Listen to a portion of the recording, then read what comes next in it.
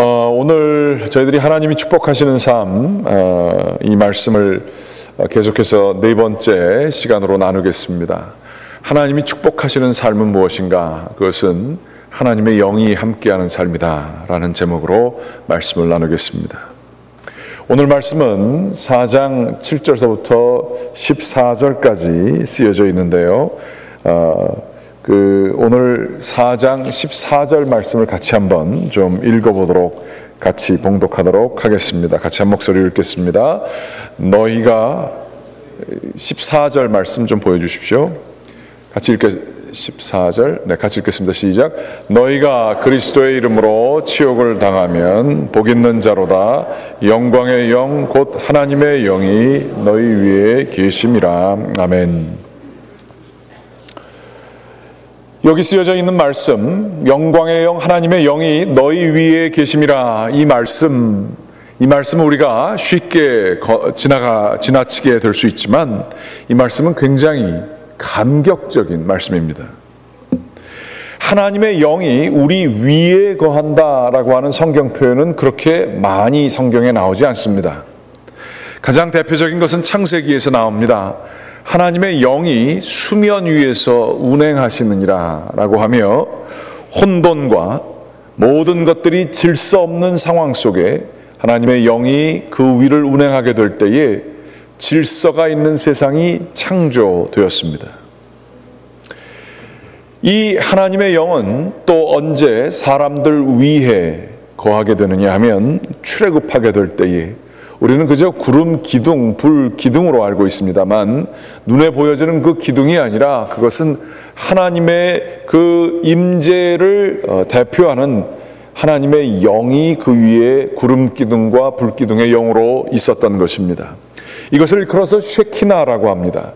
하나님의 거룩하신 기운이 가득 구름처럼 그 위에 임하게 되었고, 그것이 움직일 때 사람들은 천막을 걷어서 그 하나님의 임재하심을 따라갔던 것이죠. 하나님께서 붙박이 성전에 솔로몬이 성전을 짓게 될 때 그렇게 탐탁치 않으셨어요. 그 이유는즉슨 하나님께서는 살아서 역사하시는 하나님이십니다. 어디든 움직이실 수 있는 하나님이시거든요. 그런데 사람의 욕심은 하나님을 늘 내 손안에 넣고 싶어 합니다. 하나님께서 계셔야 듬직할 것 같고, 하나님께서 내가 아는 곳에, 내가 언제든지 갈 수 있는 곳에 좀 계셔줬으면 좋겠는 거예요. 내가 아는 축복과 내가 원하는 모든 그 은혜들을 하나님이 언제든지 내가 원할 때 그렇게 available 하게 되기를 원해서 붙박이 성전을 만들었습니다. 그러나 하나님께서는 하나님의 말씀이 지켜지지 않는 이 이스라엘 나라를 하나님께서는 잠시 동안이나마 버리셨지요. 그것이 바벨론 포로 상황입니다. 바벨론 포로로 끌려가게 된 에스겔 선지자는 하나의 환상을 보게 됩니다. 그것은 바로 성전 위에 하나님의 영이 떠나가는 광경이었습니다. 에스겔서 10장 말씀에 보게 되면 하나님의 영이 그룹이라고 해서요, 마치 우주선 정도 생각하시면 될 것 같아요. 천사들이 네 귀퉁이에 있고 그 다음에 거기에 바퀴가 달려있다, 이렇게 모습을 하고 있어요. 유난히 그 에스겔 선지자가 하나님의 임재를 이러한 거대한 이상한 우리들이 평상시에는 생각할 수 없는 그 수레와 같은 모습으로 나타나게 된 까닭은 하나님께서는 움직이고 계시다라고 하는 것을 뜻하는 것입니다. 하나님께서는 그 영이 바퀴를 가지시고 하나님께서 이 이스라엘 성전을 떠나가시게 되는 그 환상을 이 에스겔 선지자는 보게 되었던 것입니다. 그래서 이스라엘 민족에게는 하나님의 동행하심이, 하나님의 임재하심이 더 이상 거하지 않는 것처럼 느껴지게 되는 시기를 지나가게 되었죠. 그러면서 이 신구약 중간기가 있었고요. 그 다음에 한참 오랫동안을 하나님의 임재하심이 없었어요. 그런데 우리 주 예수님께서 요단강에서 세례 요한에 의해서 세례를 받으실 때에 하늘문이 찢어졌습니다. 하늘문이 열리게 되었어요. 그러면서 하나님의 영이 내려오는 그 광경이 있어요. 비둘기같이 내려왔다. 그래서 비둘기의 모형을 가지고 그렇게 비둘기처럼 이렇게 내려오신 건가 생각을 하실지 모르겠는데, 비둘기가 그 예수님 위를 마치 창세기 1장에 나온 말씀처럼 하나님의 영이 수면 위를 운행하듯이 비둘기가 우리 주 예수 그리스도 위를 운행하시는 것을 보게 된 것입니다.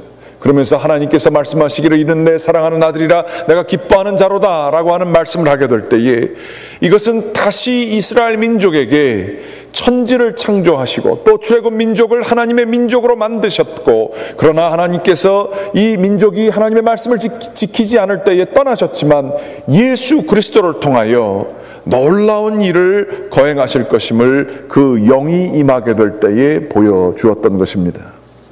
오늘은 창세기 1장도 아니요, 출애굽도 아니요, 에스겔서도 아니고 예수님 그분의 얘기도 아닌 이 교회된 저희들의 모습 위에 하나님의 영이 거하는 이야기가 오늘 14장에 나온 겁니다. 결코 일상적이지 아니한 굉장히 비범한 그 얘기가 쓰여져 있는 것이죠. 14절 말씀에 영광의 영 하나님의 영이 너희 위에 계심이라 라고 말씀을 해주고 계십니다. 그런데 이 14절 말씀 보여주시면 그 14절에 영광의 영은 누구에게 거하는가?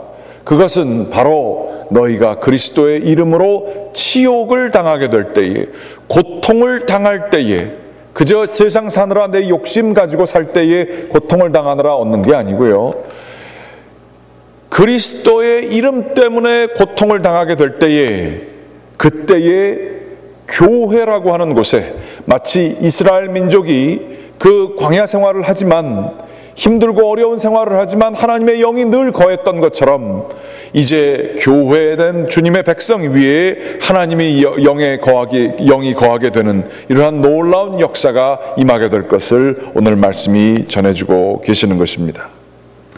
그러면 우리 그리스도인들이 받는 고난, 이 고난이 어떤 의미를 가지는 것일까요? 특별히 베드로전서 말씀을 보게 되면, 베드로전서는 그 당시에 이 초대교회 사람들이 박해를 받고 있었던 시절에 고난받고 있는 사람들에게 고난의 참된 의미와, 그리고 고난이 가져다 주게 되는 그 유익과, 고난이 또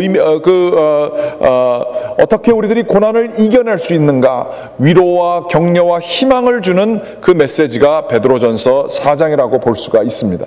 베드로전서 1장 말씀, 여러분 혹시 있으시면 같이 한번, 여기 나와 있네요. 베드로전서 1장 5절서부터 7절 같이 한번 좀 읽어보도록 하겠습니다. 같이 읽겠습니다. 너희는 말세에 믿음으로 말미암아 하나님의 능력으로 보호하심을 받았느니라. 그러므로 너희가 이제 여러 가지 시험으로 말미암아 잠깐 근심하게 되지 않을 수 없으나 오히려 크게 기뻐하는도다. 너희 믿음의 확실함은 불로 연단하여도 없어질 금보다 더 귀하여 예수 그리스도께서 나타나실 때에 칭찬과 영광과 존귀를 얻게 할 것이니라. 이렇게 말씀이 나와 있습니다. 놀랍게도 베드로전서에 그 그리스도인들이 박해를 받을 때에 그 고난을, 그 박해를, 그 치욕을 이길 수 있는 가장 근원적인 해법이 있었으니 그것은 그 사람들에게 말세를 가르쳐 주는 거였었어요. 1장 5절 말씀에 보게 되면 너희는 말세에 나타나기로 예배하신 구원을 얻기 위하여 믿음으로 말미암아 하나님의 능력으로 보호하심을 받았느니라. 지금 마지막 때라는 거예요. 그래서 하나님의 나라가 지금 우리 가운데에 그 전혀 다른 세상이 임하게 되는데, 지금 이때에 그 나라를 위하여 고난을 받게 되는 것 자체는 힘들고 어려운 일이 아니라 오히려 하나님의 나라로 우리들이 들어가게 되는 첩경, 바른 길이고 지름길임을 말씀을 하고 계시는 거예요. 말세의 그 하나님의 나라, 이 세상을 벗어버리고 하나님의 나라로 들어가려면 고난 정도는 받아야 되지 않겠느냐 이거예요. 어머니가 그 사랑하는 자녀들을 낳게 될 때에 그 고통스러운 해산의 고통이 있는 것이라고 바울 선생님은 또 이 마지막 때를 표현하죠. 그 고통이 있어야 생명이 나오지 않겠느냐 하는 얘기예요. 지금 받고 있는 고난은 무의미한, 그리스도를 믿으면 좀 잘 돼야지, 그리스도를 믿으면 좀 건강도 있고 모든 것들이 잘 돼야지 왜 고통을 받느냐라고 생각하고 있는 그 많은 사람들에게 이 베드로전서는 그 고통은 하나님의 나라, 그 나라를 우리들이 이 땅에 오게 하는 그러한 그 수고를 우리들이 하고 있는 것이다 라고 이야기를 하고 계시죠. 그래서 1장 6절에 보게 되면 이 시험과 고통, 이것 때문에 힘들어서 근심하지 않을 수 없으나 오히려 우리들이 이게 크게 기뻐할 일이다, 이렇게 얘기를 하는 거예요. 우리들의 믿음이라고 하는 것이 정령되지 않은 금과 같다는 거예요. 그런데 이것이 오랜 고난과 어려움, 이 불과 같은 시험을 통해서 불순물들이 다 없어지고 믿음 그 자체만 남게 되는 그 과정이 또 이 과정이라고 설명을 하고 있는 거예요. 그리하여서 이 믿음이 확실하게 순금처럼 변하게 되게 될 때에 우리는 예수 그리스도께서 나타나실 때에 칭찬과 영광과 존귀를 얻게 될 것이라 라고 베드로전서는 말씀해 주고 계시는 거예요. 그러면서 오늘 읽은 성경 말씀 4장 13절 말씀에 보게 되면 같은 맥락에서 오히려 너희가 그리스도의 고난에 참여하는 것으로 말미암아 괴로워할 게 아니라 즐거워하라 그러고 있어요. 너희 가운데 있는 불순물들이 다 없어지고 믿음만 남게 되는 과정이기 때문에 그렇다라고 말씀을 해주시는 것입니다. 그의 영광으로 나타나실 때에 너희로 즐거워하고 기뻐하게 하려 함이라.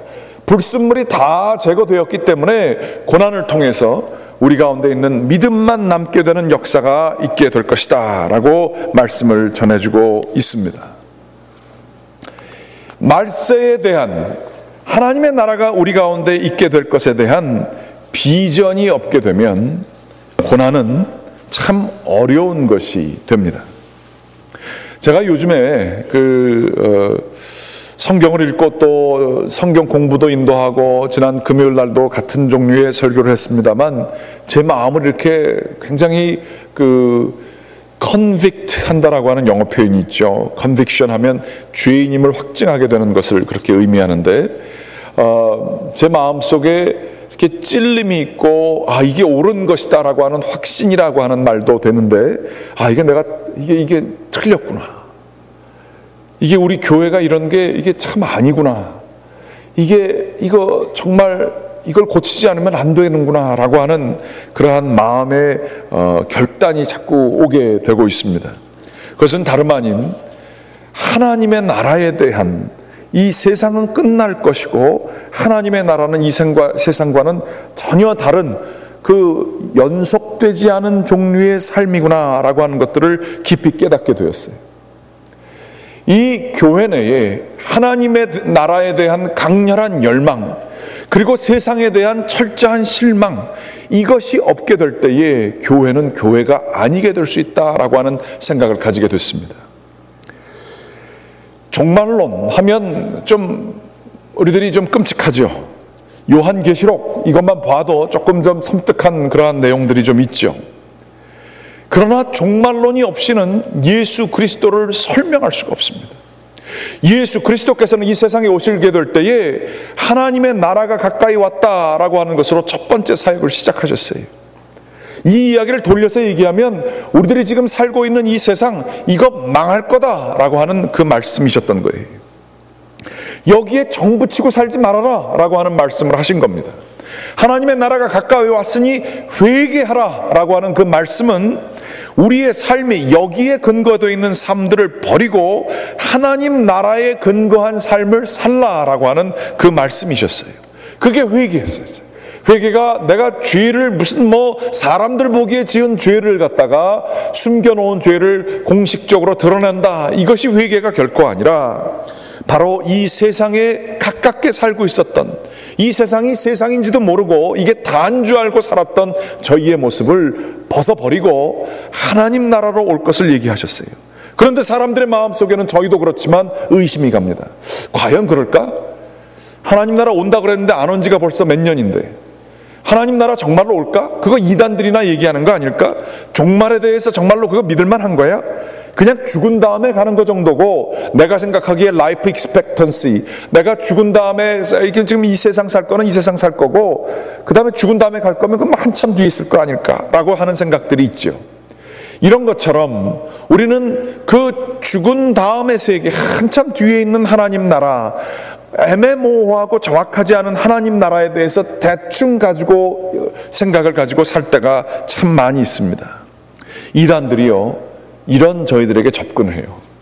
한국의 신천지도 그렇고요, 하나님의 교회라는 데도 그렇고요, 그 한국에 지금 수많은 이단들은 다 얘기하는 것이 하나님께서 다시 올 날에 대해서 확정을 합니다. 그리고 거기에 들어갈 사람들 14만 4천이든 어떤 간에 제한됐다고 얘기를 하고요, 있는 것들을 다 그만둘 것을 얘기를 하고 있어요. 그러면서 교회에서 종말론에 대해서 얘기하지 않는 것에 대해서 지적을 해요. 당신들 신앙이 그렇게 엉터리인 까닭은 예수님께서 오시고 다시 이 재림하시는 예수님을 믿지 못해서 그렇다라고 하면서 종말론으로 가득 찬 성경책을 펴줍니다. 그때 가서야 성경책을 피고 예수님께서 완전 이거 종말론만 얘기하셨구나, 그때 가서 깨닫게 되는 거예요.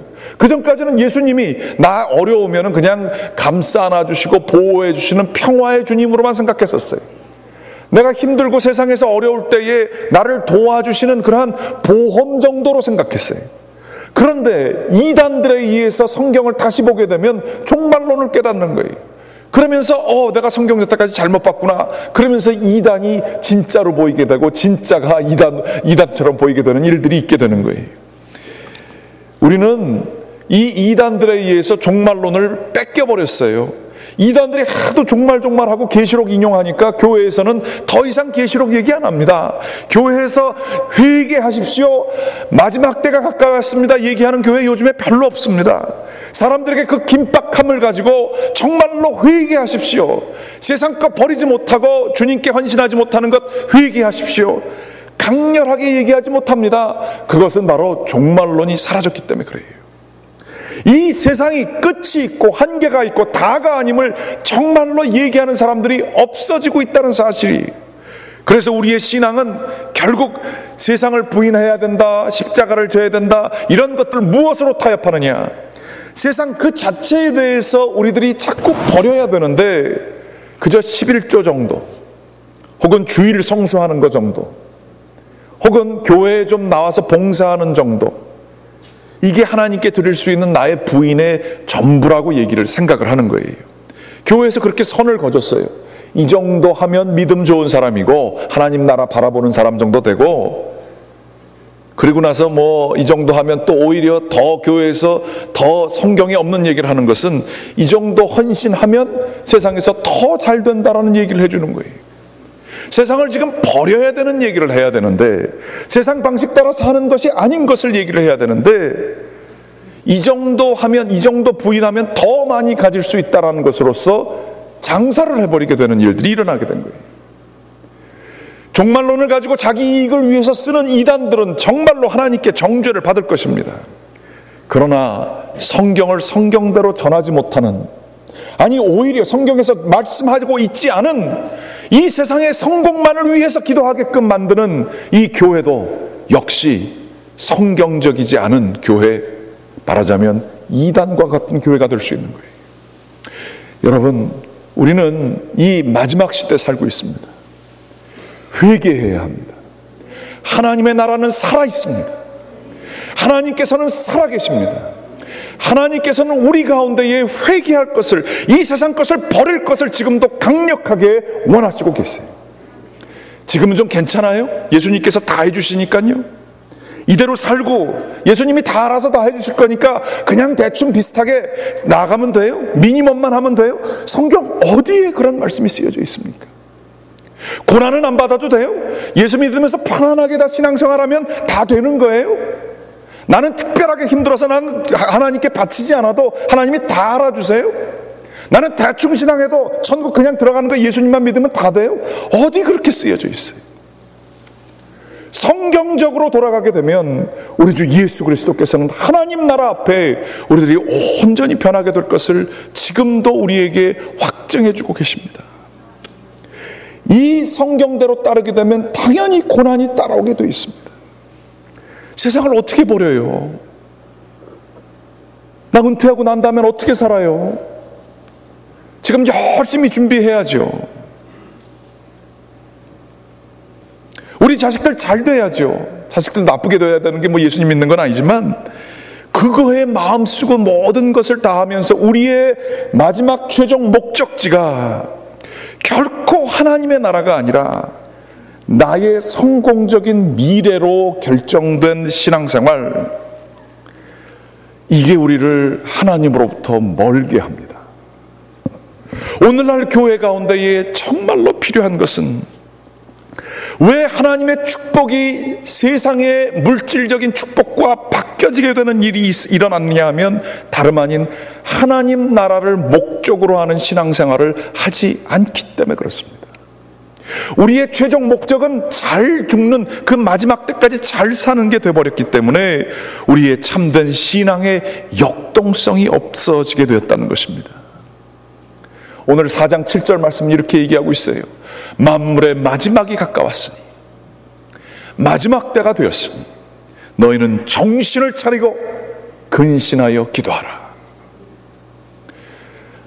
눈 뚫고 왔는데 좀 편안한 얘기를 좀 해드려야 되는데 이렇게 그냥 힘든 얘기를 해드려서 죄송합니다. 이게 성경에 쓰여져 있으니 어떻게 하겠어요? 정신을 차리고 근신하라, 기도하라. 만물의 마지막이 따였다. 그러면서 나타나는 게 재미있는 게 있어요. 그러면 보통 우리들이 생각하기에 종말론을 믿으면 이 세상은 하나도 쓸모가 없는 거니까 이거 다 그만두고 그저 교회만 와서 살아야 되고 이 세상 삶은, 우리의 삶은 다 버려야 되는구나, 이렇게 생각하기가 쉽습니다. 그런데 그렇지 않습니다. 성경에서 종말론을 가지고 살아가는 사람들이 해야 될 첫 번째 일은 8절 말씀에 뜨겁게 사랑하라 얘기하고 있어요. 우리는 자아가 살아있습니다. 세상이라고 하지만 그건 자아라고도 얘기할 수 있어요. 내 자아는요, 기본적으로 내가 가장 옳게 생각하게끔 만들어 놨습니다. 다른 사람들이 틀린 것만 바라보게 돼 있습니다. 수많은 죄들을 바라보게 되면서 사람과 갈등하고 싸우게 돼 있습니다. 우린 그렇게 이 불순종하는 그 영에 의해서 붙들림을 받아 살게 돼 있습니다. 그래서 그 자아를 가지고 세상을 죽지 않으려고 우리들이 이렇게 그냥 거기에 콕 꿰가지고 나 자신을 위해서 살아가게 될 때에 더 많은 죄들을 육성하고 사람들을 해치는 일들도 일어나게 되지요. 그러나 이것을 벗어나는 것이 있으니 그것은 사랑입니다. 사랑의 마음으로 허다한 죄를 덮으며 사랑이신 하나님 안에 거하는, 사랑이 없게 되면 그것 때문에 괴로워하고 기도하는 그러한 것이 바로 우리들의 모습이어야겠죠. 뜨겁게 사랑할지라, 이것은 바로 종말을 가지고 있는 사람이에요. 어차피 이 사람들 다 떠날 사람이라는 거예요. 우리가 생각하고 있는 그 사람 영원히 같이 사는 거 아니라는 거예요. 이 떠나야 될 세상에서 뭐가 그렇게 싫다고 거기에서 내가 원하는 것들만 취하기 위하여서 사람들과 싸우느냐 이거예요. 사랑하라, 뜨겁게 사랑하라, 용서하라, 성경은 얘기하고 있어요. 두 번째로는 9절 말씀입니다. 서로 대접하기를 원망 없이 하라 말씀을 전하고 있어요. 대접하고 봉사하는 데 있어서 내가 이만큼 하는데 왜 저 사람들은 저렇게 해주지 않을까 원망하는 마음에 대해서 그거 없이 기꺼이 다 나눠주라고 하고 있어요. 각각 은사 받은 대로 하나님의 여러 가지 은혜를 맡은 선한 청지기 같이 서로 봉사하라, 섬기라 얘기하고 있어요. 우리가 가지고 있는 모든 것들은 우리 게 아니라는 거예요. 이거 떠나갈 거라는 거예요. 청직이라는 거예요. 매니저지 우리는 오너가 아니라는 거예요. 우리의 삶 속에 가지고 있는 것에 대해서 내가 이만큼 가지게 되고 더 가질 것을 원하는 그러한 오너의 멘탈리티가 아니라 청지기 멘탈리티, 이거 다 어차피 없어질 거니까 이것을 선한 목적에 의해서 쓰자라고 하는 그 멘탈리티로 살게 되면 봉사하고 섬김을 가지고 살게 된다는 거예요. 종말론이 우리 기독교인들에게 참된 기독교인의 윤리를 실천해 주게 돼 있어요. 우리가 교회에 있어서 이 표어로 삼고 삶 속의 말씀을 실천하는 교회에 왜 실천이 안 되신지 아십니까? 종말론이 없어서 그래요. 이게 다 하나님의 나라가 최종 목적지이고 우리가 받은 것들은 다 일시적인 것을 알게 될 때에 우리들은 그걸 가지고 나눌 수 있죠. 섬길 수 있죠. 말씀을 실천할 수 있습니다. 그러나 우리의 자아가 시퍼렇게 살아있고 내가 나 자신을 너무나 사랑하고 내 소유를 너무나 사랑하고 나의 이름을 사랑하고 나의 자존심을 사랑하게 되면 우리는 누군가를 섬기기가 너무 힘들어요. 내 마음에 드는 사람들을 좋아하기가 너무 힘들어요. 알고 보면 그 사람도 또 내가 믿을 사람이 아니에요. 그러면서 많은 사람들과 거리가 멀어지게 되는 일들이 많아지는 거예요. 그러나 종들은 주인을 섬길 때 주인을 섬길만 해서 종들은 주인을 섬기는 게 아닙니다. 하나님께 그 다음서부터 나오는 말씀이 그 말씀이에요. 4장 11절 말씀에 보게 되면 사람을 보고 섬기는 게 아니라는 거예요. 사람을 보고 사랑받을 만한 자격이 있어서 섬기는 게 아니라는 거예요. 그것은 바로 하나님을 섬기는 마음으로 모든 것을 바라봐라 하는 말씀입니다. 11절 말씀에 보게 되면 누가 말하라면 하나님의 말씀을 하는 것 같이 하고 봉사하라면 하나님이 공급하시는 힘으로 하는 것 같이 하라. 범사에 예수 그리스도를 말미암아 하나님이 영광을 받으시게 하려 합니다. 이 세상을 살지만 눈에 보여지는 것 가지고 사는 게 아니라는 것입니다. 믿음을 가지고 이 세상의 것을 하나님 나라의 통치 방법으로 살아내라 하는 이야기입니다. 마치 이런 겁니다. 쉽게 얘기하면 우리가 노년에서 좀 잘 살고 살려면 지금 현재 뭐 해야 돼요? 절약해서 살아야 돼요. 그래서 또 노년에 있는 것들을 투자를 해야 그게 돈이 자라나고 그렇게 되는 것처럼 하나님 나라를 위해서 우리들이 어떻게 살아갈 수 있을 것이냐? 그것은 바로 우리가 현재의 삶을 눈에 보여지는 곳으로 살아가는 게 아니라 하나님 나라의 통치 방법으로 살 것을 주님께서 말씀해 주시는 것입니다. 그런데 말이죠, 우리가 참 주님을 사랑하는 마음으로 하나님 나라를 바라보는 마음으로 헌신하는 게 부족합니다. 제 자신을 바라봐도 그렇습니다. 하나님을 위해서 온전히 다 내놓고 상관없이 조건 없이 주님께 기꺼이 드리는 마음으로 이렇게 주님께 희생하는 게 참 약해요. 그래도 눈은 파고 왔어요. 저희가 그 정도 희생은 했어요. 얼마나 감사한지 몰라요. 그런데 이 예배를 지키는 것만이 아니라 우리의 평상시의 삶에 내 눈으로 보여지는 것, 마음으로 느껴지는 것 따라 살아가는 것이 아니라 하나님 때문에 사람을 사랑하게 되기를 간절히 기원합니다. 그 사람이 사랑받을 만한 자격이 있어서가 아니라 하나님께서 보내주신 사람이기 때문에 사랑하게 되기를 간절히 원합니다. 이렇게 하나님 나라에 의해 정말 의식을 가지고 살아가는 것이 얼마나 귀중한지 모릅니다. 존 웨슬리 감리교회 창시자 목사님이 계십니다. 그분이 키가 150 한 3cm 된대요. 근데 키는 작지만 대단하신 분이셨던 것 같습니다.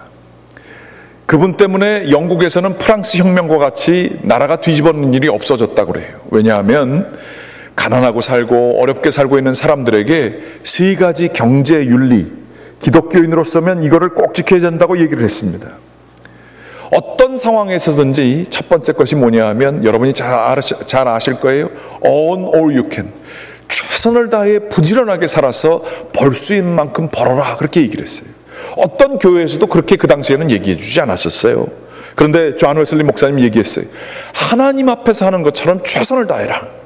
어떤 일을 맡아든 간에 게으르게 하지 말고 뭐 따지지 말고 최선을 다해서 벌어라, 그렇게 얘기를 해주셨어요. 사람들이 많이 따라서 했답니다. 두 번째는 save all you can. 벌었다고 해서 다 써버리지 말고 열심히 저축해라, 그렇게 얘기를 했다고 그래요. 열심히 저축해라.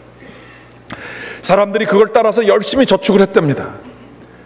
그리고 나서 존 웨슬리 목사님이 세 번째로는 give all you can. 그 저축한 것을 사람들에게 다 나눠줘라, 이렇게 얘기를 하셨대요. 근데 사람들이 두 번째까지 해보고 나니까 세 번째까지는 못하겠는 거예요. 그래서 두 번째까지만 했대요. 그래서 영국의 웬만한 사람들이, 가난했던 사람들이 중산층으로 다 올라오고요, 양심적인 미들 클래스 사람들이 된 거예요. 존 웨슬리 목사님은 30대서부터 삶을 살았습니다. 아주 똑바르고 예언자적인 삶을 살고 사람들의 삶을 변화시키는 삶을 살았어요. 가난한 자들이, 그 사람들이 소망을 가지고 중산층이 됐어요. 병들고 병약했고 정말로 이 세상에 있어서 술 먹고 방탕하며 살았던 사람들이 제대로 살게 됐어요. 그래서 목사님께서 기쁨을 가지고 사역을 했는데, 시간이 지나 보니까 사람들이 거기까지만 멈추고 그 다음서부터는 나누는 삶을 안 사는 거예요. 이 사람이, 이 존 웨슬리 목사님이 80이 되면서는 보통 나이가 들면 사람이 조금 이렇게 약해지잖아요. 메시지도 좀 더 느슨해지잖아요. 그런데 이분은 정반대가 됐어요. 이 사람들이 가진 돈으로 대리석을 만들고, 대리석을 집에다가 바닥에다 깔고 기둥을 만들고 했을 때에 이 목사님은 80이 넘으셔가지고 글을, 설교문을 쓰셨습니다. 집안에 대리석을 깐 인간들아, 혹시 여기 대리석 가신 분들은 없기를 바랍니다. 표적 설교 아니니까 오해하지 마십시오. 그게 너희가 깔 수 있는 게 아니다. 가난한 사람들, 거기에 피가 대리석에 흐르고 있는 줄 모르느냐. 그러면서 그렇게 그냥 뭐라 그러셨어요. 나누지 못한다는 거예요. 그러면서 그 사람들을 공격하면서 마지막으로 하신 얘기가 오늘 말씀이에요. 만물의 마지막이 가까웠는데 하나님 나라를 바라본다는 사람들이, 이 세상의 재물만 바라보고 살아가는 사람들이 도대체 이게 무슨 소용이냐. 하나님 나라를 위해서 기꺼이 섬기는 사람들이 돼야 되는데, 하나님 나라를 위해서 기꺼이 고난마저도 받아야 되는데, 이 세상에서 즐거움만 추구하는 인간들아 라고 하면서 할아버지가 된 이 80대 된 노인이 꼬장꼬장하게 사람들한테 예언자적인 메시지를 전하시는 거예요. 저는 존 웨슬리 목사님이 감리교인이고 제가 감리교인이어서 존경하는 것보다도 이러한 철저한 종말론적인 의식을 가지고 삶의 말씀을 실천했던 이 선생님을, 이 목사님을 진심으로 존경합니다. 원하고 기도를 드립니다.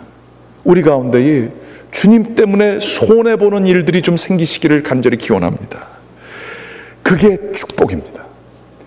핍박받는 자 위에 하나님의 영광의 영이 거한다고 말씀하셨어요. 반대로 세상의 축복, 물질적인 축복이 우리 마음속에, 몸속에 덕지덕지 붙어 있을 때에 우리들은 하늘을 쳐다봐야 될 거예요.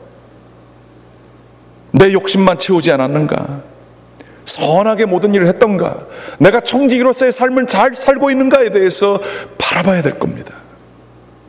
혹시 내 욕심만 가지고 옆에 있는 사람들을 바라보지 못하게 될 때에 우리가 다가올 하나님 나라에 못 들어갈 것이 아닌가에 대해서 우리들은 심각하게 하나님 앞에서 회개하며 나아가야 될 것입니다. 주님께서 주시는 참된 축복된 삶이 무엇입니까? 그것은 조금 달라요. 하나님의 영이 거하시는 삶이에요. 우리가 핍박당하고 주님 때문에 헌신하고 주님 때문에 힘들고 어려운 것들을 기꺼이 감당하게 하려고 했을 때에, 그때에 주님께서는 우리를 축복해 주시는 삶을 살게 해주시는 것입니다. 원하고 기도합니다. 이 쉽지 않아요. 성령 충만하면 이런 것들 다 못합니다. 저와 여러분이 정말로 주님 안에서 참된 크리스찬, 성경적인 크리스찬 되시기를 주님의 이름으로 간절히 기원합니다. 기도하시겠습니다.